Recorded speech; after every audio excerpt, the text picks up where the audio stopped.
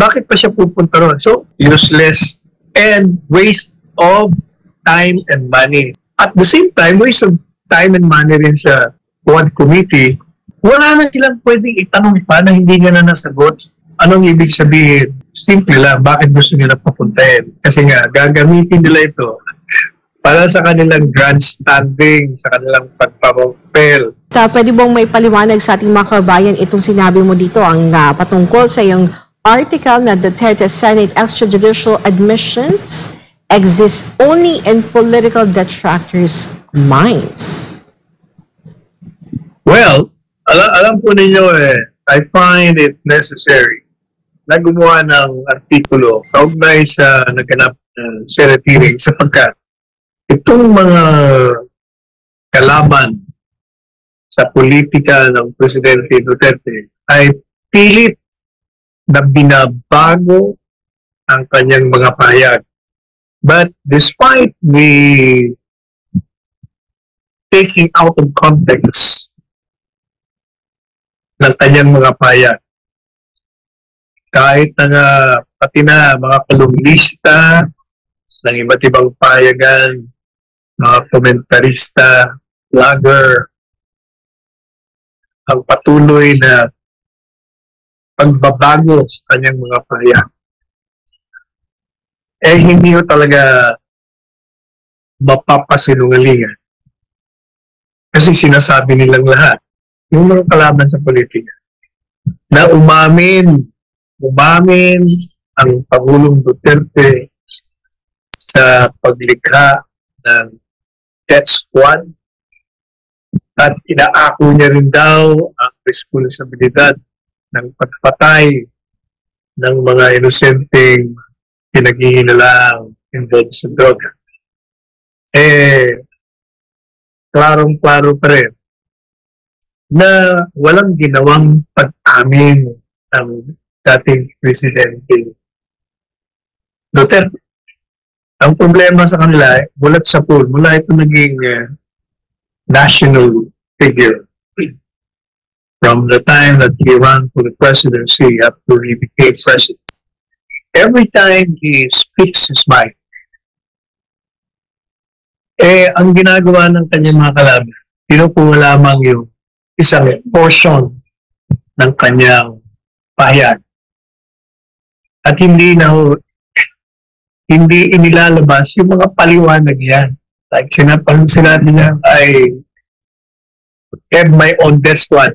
Yun na kagad. Inamin na. Death squad daw siya. Pero, nakakalimutan nila o nagbibigay-bigayan sila na bago pa nga niya sinabi yung I have my own death squad. Sinabi niya na yung death squad is being loosely used. Kaya sabi niya, yung sinasabing death squad yan sa Davao at the time I was mayor. Ang katunayan dyan, resulta yan ng mga pang-iintrigan ko sa kanila, magaling ako sa cyber. Kaya nga ako naging presidente, magaling ako sa cyber. Yung mga kriminal, nagpapatayan sila sa isa't isa. So when they were killing each other, effectively, sila yung mga death squad. Kaya, sila ang aking death squad. Wala na akong problema kung paano sisirain ng kriminalidad sa aming bayan kasi nga sila nagpapatayan.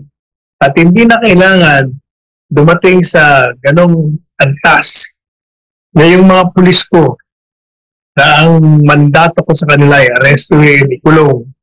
At kung lumaban ay unahan na nilang barilin at patayin. At yan naman under our laws, justified sa prinsipyo ng self-defense. Kaya, yung sinabi ko, sila ang aking death squad, yun ang ibig kong sabihin. Pero itong si Senadora, yung notoriously known for bullying, kilala na siya. Pag sinabi, sino ang Senadora ang nambubuli ng mga resource persons? Sino ang Senadora nang hihiya? Sino ang Senadora ang naglalarawan na guilty ang resource person na wala pang ang demanda. Alam kagad, siya yun. Hindi siya hindi siya talagang puminto sa kanyang pagbabago ng konteksto ng salita ng presidente. Sinabi niya na sino yung mga miyembro niya, hindi niya alam. Nilalaro na siya ni Presidente Duterte. Sabi ni Presidente Duterte, patay na sila lahat eh. Nagtatawa na ngayong gallery. The former president was toying with her and she was clueless. And even she proceeded to expose her ignorance further by saying, tingnan mo na sabi mo, you're assuming responsibility and legal responsibility sa war on drugs. So, pag inaamin mo, inaako mo yan, ibig sabihin, ikaw ang may criminal liability dyan sa pagpatay kay Ian de los Santos. O kaya sabi naman ni Presidente Duterte, mahirap talaga pag hindi abogadong kausap. Sabi, hindi ito pwede yun. Kasi yung krimen, personal doon sa gumawa ng krimen. Hindi mo maaaring i-transfer, ilipat ang kasalanan ng isang taong pumatay o nagkamit ng krimen sa ibang tao. Maliban na lamang kung meron kang prueba na nagsabuatan sila. Hindi po pwede yung pinipilit mo. Tapos sabi niya naman, hindi, sabi niya, legal responsibility. Pinagpipilitan niya, hindi naman siya abogado.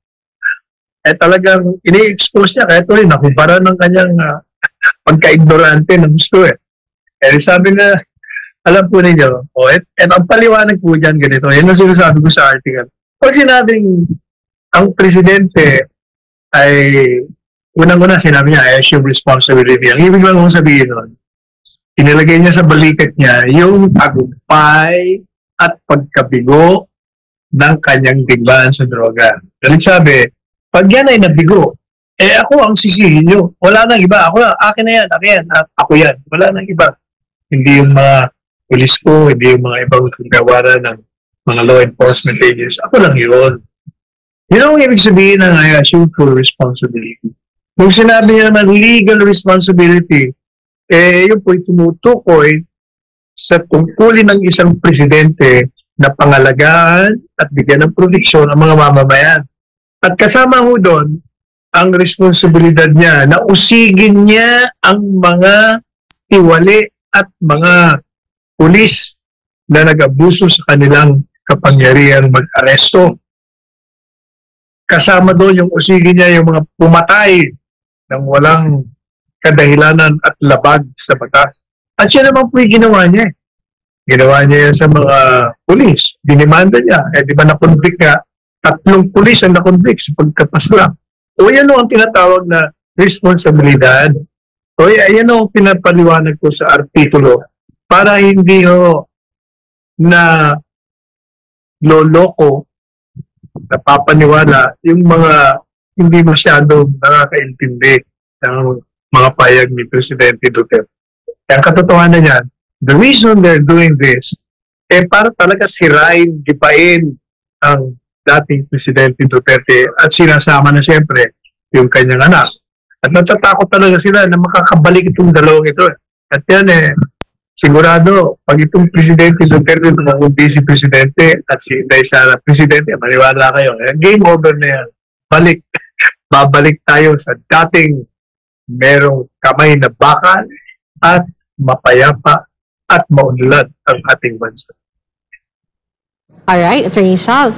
Alam mo, Attorney Sal, since we're talking and discussing ngayon sa issue nga doon sa ICC and of course sa Quadcom, ito naman, ipahayag yung Quadcom na handa naman nilang sagutin ang gastos ni former President Rodrigo Duterte para makadalo ito sa isinasagawa nilang investigasyon. Do you think papayag si former President sa mungkahin ng Quadcom? Gaya na unang aking sinabi, bago pa nagdesisyon ng Presidente Duterte na hindi pumunta, marami na akong pahayag dyan sa media, sa programa natin, dito sa TikTok. Sinabi ko, Kasi pag tinatanong ako, will you advise? Ang una, you don't have to advise him. Pangalawa, kung akong tatanungin nyo, hindi na siya dapat pumunta sa Quad Committee. Bakit kanyo? Number one, lahat ng mga katanungan sa kanya ay sinagot niya na. Lahat ng bagay kaugnay sa war on drugs, ipinahayag niya na. So, ano pang pwedeng itanong? Bakit pa siya pupunta ron? So, kaya sabi ko, it's a useless undertaking. Useless and waste of time and money. Sa parte niya, retirement funds lang inaasahan niya. Gastos siya ng gastos. Palagi siyang may grupo pag dumarating. Kasi nga, Presidente is entitled under the law for staff and protection. Gastos siya rin yun. Hindi naman gastos ng gobyerno yun. At the same time, waste of time and money rin sa Quad Committee. Kasi nga, wala na silang pwedeng itanong pa na hindi niya na nasagot. Anong ibig sabihin? Simple lang, bakit gusto nila papuntahin? Kasi nga, gagamitin nila ito para sa kanilang grandstanding, sa kanilang pagpapapel. Susubukan nilang hiyain ng presidente ron sa Duterte para sila bida. But at the same time, sinabi ko po, kung talagang sa tingin nyo, kasi, di ba, mga payag nila, sinasabi na nasa likod siya ng extrajudicial killing. O hindi, i-demanda nyo, ilang beses na natin sinasabi, pati si Presidente Duterte, noon pa, mayor pa siya, hinahamon niya na.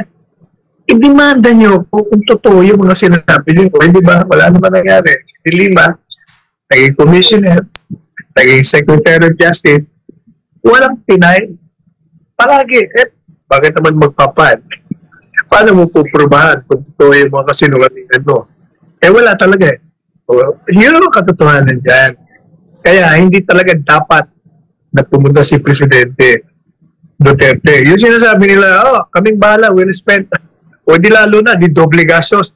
Ginastosan mo na yung grupo niya, gagastosan mo pa yung mga staff ng komite. O di lalong naglulustay ka ng pera ng bayan sa walang kasaysaya, katuturan na pagdidinig.